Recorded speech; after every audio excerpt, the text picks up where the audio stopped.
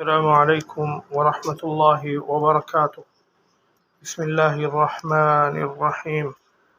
آج کی حدیث مبارکہ، وضو کرتے وقت انہوں نے برتن سے پہلے اپنے دونوں ہاتھوں پر پانی ڈالا، پھر انہیں دھویا، پھر دھویا، یا یوں کہا کہ کلی کی اور ناک میں ایک چلو سے پانی ڈالا اور 3 مرتبہ اسی طرح کیا، پھر 3 مرتبہ اپنا چہرہ دھویا، پھر کونیوں تک اپنے دونوں ہاتھ 2 بار دھوئے، پھر سر کا مسح کیا، اگلی جانب اور پچھلی جانب کا، اور ٹخنوں تک اپنے دونوں پاؤں دھوئے۔ پھر کہا کہ رسول اللہ صلی اللہ علیہ وسلم کا وضو اسی طرح ہوا کرتا تھا۔ صحیح بخاری، حدیث نمبر 191۔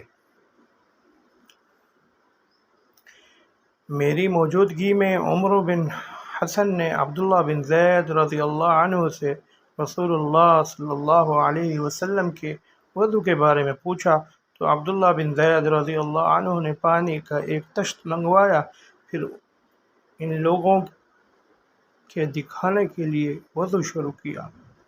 پہلے تشت سے اپنے ہاتھوں پر پانی گرایا، پھر انہیں 3 بار دھویا، پھر اپنا ہاتھ برتن کے اندر ڈالا، پھر کلی کی اور ناک میں پانی ڈال کر ناک صاف کی 3 چلوؤں سے 3 دفعہ، پھر اپنا ہاتھ برتن کے اندر ڈالا اور اپنے منہ کو 3 بار دھویا، پھر اپنا ہاتھ برتن کے اندر ڈالا اور دونوں ہاتھ کونیوں تک 2 بار دھوئے، پھر سر پر مسح کیا، اس طرح کہ پہلے آگے کی طرف اپنا ہاتھ لائے، پھر پیچھے کی طرف لے گئے، پھر برتن میں اپنا ہاتھ ڈالا اور اپنے دونوں پاؤں دھوئے۔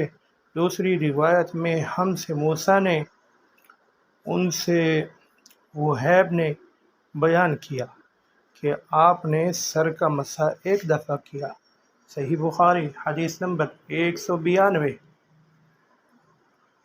رسول اللہ صلی اللہ علیہ وسلم کے زمانے میں عورت اور مرد سب ایک ساتھ ایک ہی برتن سے وضو کیا کرتے تھے، یعنی وہ مرد اور عورتیں جو ایک دوسرے کے محرم ہوتے۔ صحیح بخاری، حدیث نمبر 193۔ رسول اللہ صلی اللہ علیہ وسلم میری مزاج پرسی کے لیے تشریف لائے۔ میں بیمار تھا، ایسا کہ مجھے ہوش تک نہیں تھا۔ آپ صلی اللہ علیہ وسلم نے وضو کیا اور اپنے وضو کا پانی مجھ پر چھڑکا تو مجھے ہوش آ گیا۔ میں نے عرض کیا، یا رسول اللہ صلی اللہ علیہ وسلم، میرا وارث کون ہوگا؟ میرا تو صرف ایک کلالہ وارث ہے۔ اس پر آیات میراث نازل ہوئی۔ صحیح بخاری، حدیث نمبر 194۔ ایک مرتبہ نماز کا وقت آ گیا تو جس شخص کا مکان قریب ہی تھا وہ وضو کرنے اپنے گھر چلا گیا، اور کچھ لوگ جن کے مکان دور تھے رہ گئے۔